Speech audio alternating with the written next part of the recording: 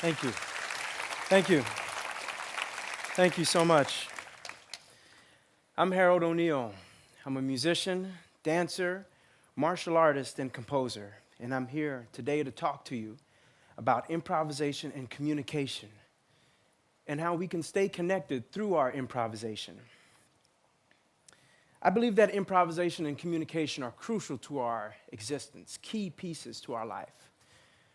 For example, our heartbeat, it improvises its own rhythm.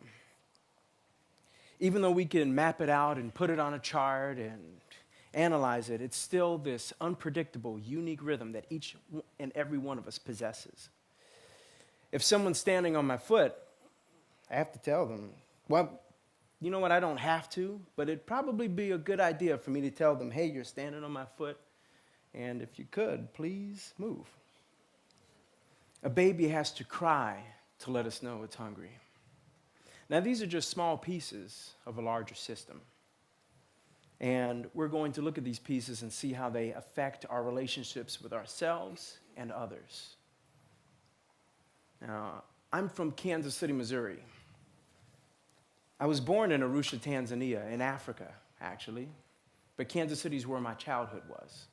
I started playing the piano at about 13 or 14 years old, and my early influences were Looney Tunes, Disney soundtracks, Charlie Brown, the Linus and Lucy piece you heard me play, Who Framed Roger Rabbit, Fantasia. And in junior high school, I studied with a man named Fred Hawes. And Mr. Hawes was an interesting man. He was the kind of teacher that would let you stay after school and give you the keys, in a sense. You'd get to explore whatever you wanted. I was listening to music, watching videos, exploring the libraries, and him doing that allowed me to connect to parts of myself that I had not even known had existed and were possible. And for him to do that, he had to go to those places inside of himself where he knew that was okay.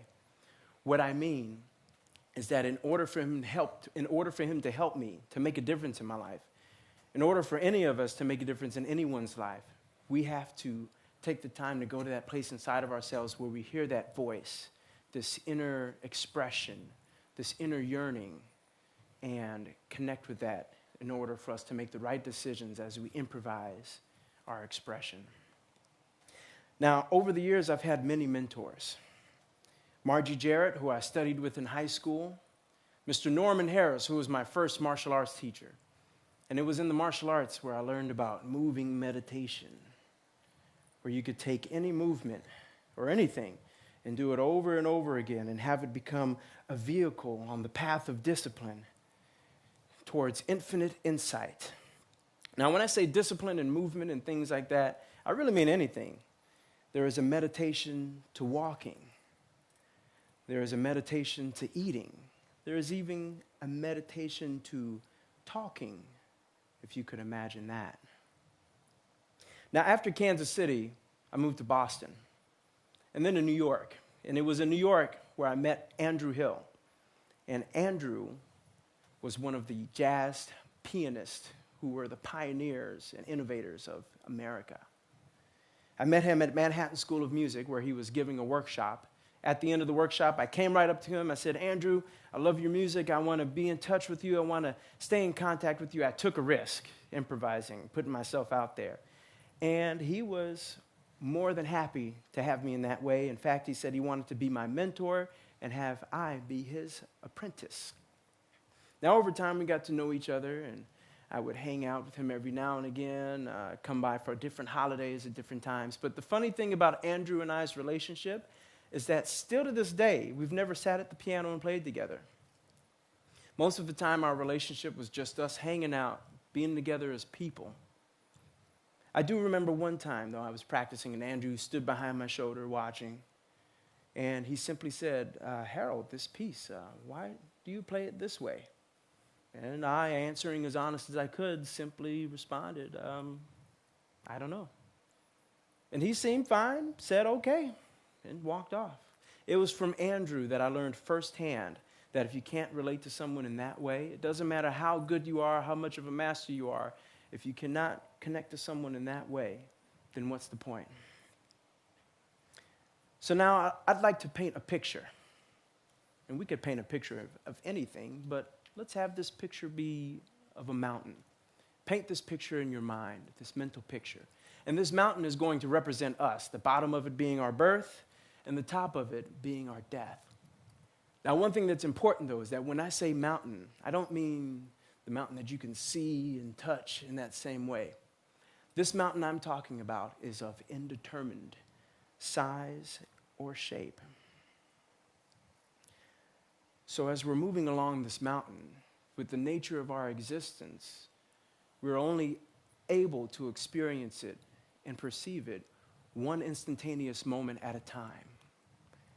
And because of that, it can appear that our journey on this mountain or tree or whatever you've decided it to be, it could appear that our time is moving in a linear fashion as we improvise and constantly express ourselves, moment to moment, moving from one position to the next. When in actuality, we're moving all over the place in ways that cannot be determined by shape or size on our paths of discipline towards enlightenment. So as I'm moving along this mountain, I notice a few things. Over time, it's hard to keep in touch with some of my peers. So as I'm progressing is what it would appear to be an upward movement in this mountain on my path of discipline as an artist. I could see peers on the horizons, far away, friends, and wave to them every now and again, and they're on their mountain and they wave, But it's pretty difficult to get much more than that. And then looking down, I would see all that I've overcome, all of my triumphs, my victories, my failures, my heartbreaks, my losses, pain of the past. It could appear quite scary looking down on the mountain. Looking up didn't really help much either, because up above we see the big infinite probabilities of what could happen and what is yet to be. Am I going to improvise in the right way? What do I do? And at times I would ask Andrew for help, and he would always be there. But one time I found out Andrew was dying. Andrew Hill was passing away. And when he died, I felt alone on my musical journey, in a sense. And then I realized he had been there the entire time on his mountain, improvising his steps. There was no blueprint for our relationship or for any relationship or for any of these paths. There's no instruction manual. We're improvising and expressing ourselves every step of the way. So Andrew was side by side with me, looking over my shoulder, even till this day. And when I say side by side, I don't mean in the same way that someone is sitting next to you right now. I mean in a way that can't be measured by size or shape. We're all in this world together. We share this universe with every living being. And the choices we make and the meanings we make about ourselves, the others, and the context as we improvise and constantly express ourselves in this extraordinary mountain are what determine the type of universe we are to be and already are. It's like some funny game in a way. We're all here together. You can do whatever you want, imagine whatever you can. You can think with your mind, you can create anything. You can form all these relationships and create all these wonderful ideas, really anything you want. But there's a whole bunch of people here, and they can all do it too. What a very interesting and wondrous world we live in, indeed. So,